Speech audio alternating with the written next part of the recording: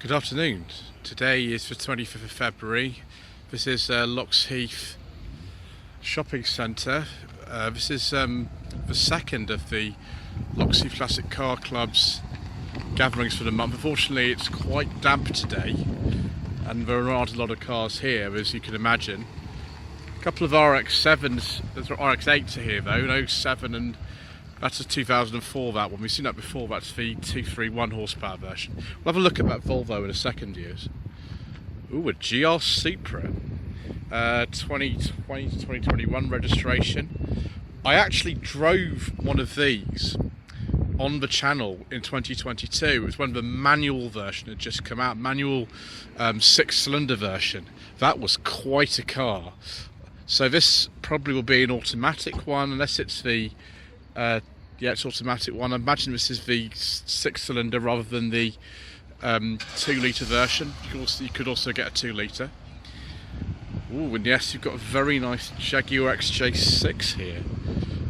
It's the executive model. That's quite an early one for an X300 on an N. It's 95, 96. We've got a Sleeker here. Yes, we have a Sleeker T-Sport. This was the one with a crazy amount of power. I think 190 horsepower these were. So 2004 to 5 that one is. Gosh, that's the worst lack appeal I've ever seen in my life. So I've got a Mark III Polo here. I had a Mark III Polo as my first car that I shared with my twin sister. It wasn't a facelift one like this. It was a pre-facelift in 1998. That's a facelift one. And we've got the TVR Griffith that's just leaving there. Afraid viewers, I got here a little bit late today, so the meeting doesn't actually finish for an hour and a half, but because the weather's so miserable, I think people are just not kind of sticking around. It's understandable, really. So we've got the first generation Impreza here. If this is a UK car, it's called the Turbo 2000 is the name of the model in this country. It wasn't called WRX at this stage. That was a little bit later. It could be actually Turbo 2000. It'd be sort of 98, 99 if it was. But we've got something I think we saw before when we were here last time. Right-hand drive. It's a very, very late Citroen DS. It's a Palace model. 74, 75 registration. I think 75 was about the last year for these. There you go. Gear lever is actually in a different place from some of the early models. It's sort of a little bit further down. Still sort of absolutely, utterly idiosyncratic styling. This has got the swivelling headlamps. It's one of the later ones. I think this came around 66, 67 it was. Yeah, it's rare to see one in right-hand drive. Most of the ones I see these days are left-hand drive. And we've got a Toyota GT86. It won't be a 2008. These didn't come in until 2012. But I don't know about them to be able to tell you sort of what exactly the year is. But that would be a lot of fun to drive. Then we've got this crazy Cadillac Fleetwood, which always takes up, at least 2 parking spaces because it simply won't fit into the spaces that are here, which is a bit of a shame. But it's nice to see it here on a day like this. We've got a couple of Hilburn Imps or Imp base cars. Sometimes they're sort of Sunbeams or something like that, but I think these two are actually Imps. This one is a relatively late one, a 72, 73 on an L. And the spare tyre is there, is it? Yeah, I've driven an Imp. It was a 72, the one I drove. It was interesting. I had problems, like I do with so many other older cars, with the gearbox and the brakes. It always seems to be the way with me. I'm a terrible driver, what can I say? This one's been quite extensively modified, actually. It's got a sort of angle of a wheel, some kind of strange thing here. It's a 65, gosh, it's quite an early one. An RX-7 as well. The FD. That looks very much like a V70 T5. Saffron, the name of that colour is. Oh, it's an R. Yeah, I thought it was a bit tasty. It is. 1999 E36 BMW 3 Series Coupe. It'll be one of the very last ones, won't it, on a T? I wonder if those orange indicators are retrofitted or they're actually are actually genuine to the car. And we've got this 7, I think it's a Ruby from memory.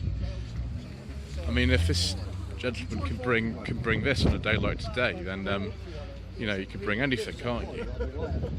Yeah, it's a 35, that one. Look at that. Oh, now this is right up my street. Look at this. It's a really late R17 Rover 800. What registration is this on? It's on a T, so it's a 99. I've seen these on doubly plates, actually. Production finished in 99 to make way for the Rover 75. But yeah, they registered a lot of these quite late.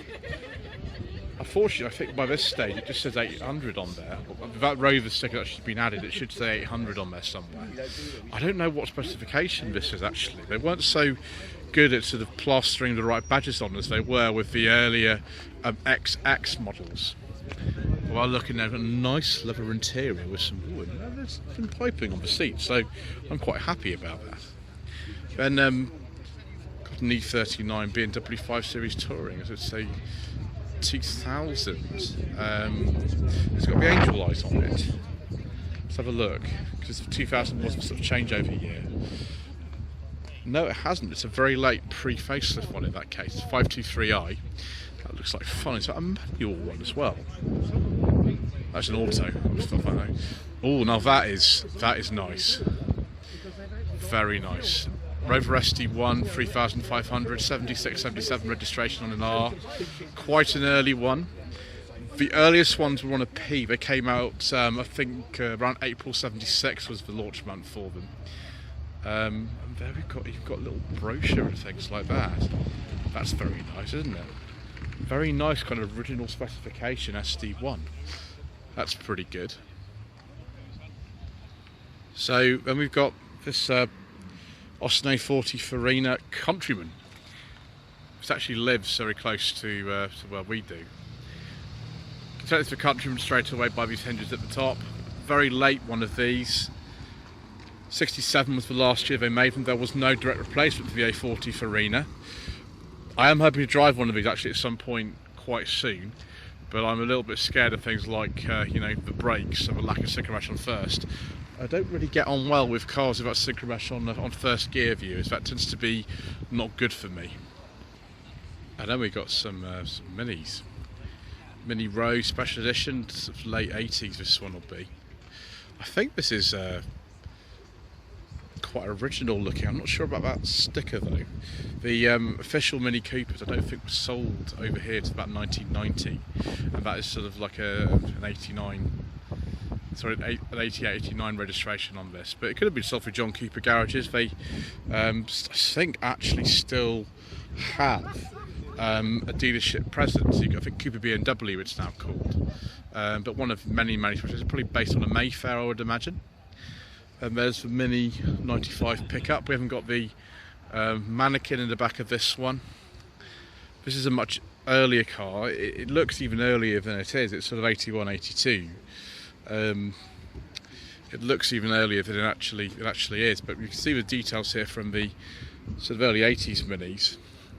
But yeah, very much sort of still loads of Mark 1 details. And they only dropped production of this about 1982 when a version of the Metro van came in. We got this Mark II Mini here, which is it's a Morris Mini Cooper S. It is a genuine one. It's quite a late one. It is, I think, a 69 this one. So it's very near the end of Mark II production. And it's you definitely by the lights and things you can tell the details of the chrome strips. That'll be nice and quick. It's got the 1275cc engine in this one. And then there is a little Mini 30 here.